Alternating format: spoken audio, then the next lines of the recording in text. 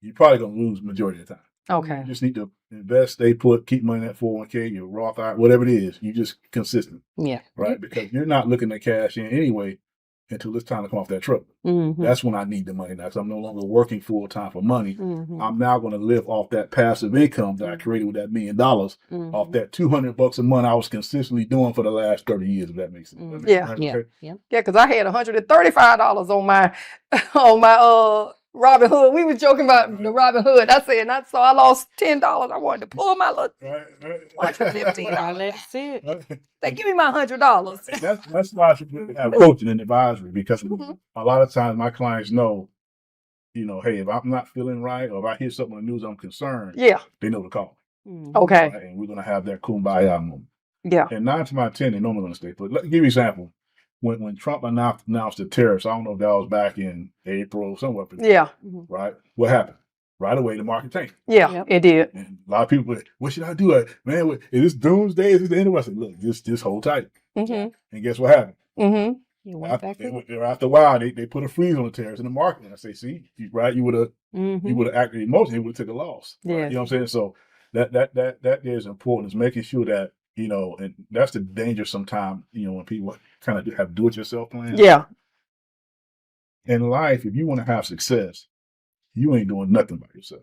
Right. I don't care if it's your spiritual walk, you will have some type of advisor or a pastor, whatever your faith is, you got somebody that you can reach out and talk to. If it's your health life, you got your doctors and your specialists. Yes. You're not sitting there on YouTube trying to figure out how to do your own heart surgery, right or wrong. Right. If your car red light comes on, I'm pretty sure she might, because she in trucking. I'm not going to get up under the hood and do my self-diet. I'm going to go down to the lyrics, right? Okay? Yes. And so you're right. So the same thing with your financial. You want to have some type of financial coach in your life that can guide you and help navigate you, right? Through the ups and downs of life financially. Gotcha. I guarantee you go to Palm Beach, 90% of the people out there got a financial advisor. Right. They're not trying to do it themselves. Yeah. Right? They look, hey, look, we need somebody to help us grow this money.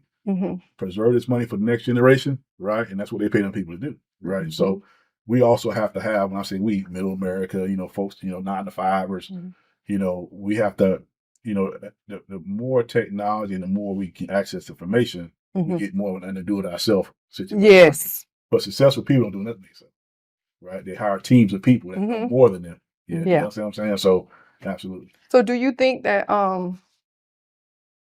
in our culture, that having someone like you, like a financial advisor, that's something that we're lacking as Black folk in this country, especially in our area? Because I had talks with my producer, and I was telling him it was a lot of things that was not passed down from my parents, from their parents to them, and from them to me, that a lot of Black people just didn't know. And so do you see in your line of work that a lot of us come in uninformed, dealing with stocks and, like just investing or how to grow money, how to protect their money?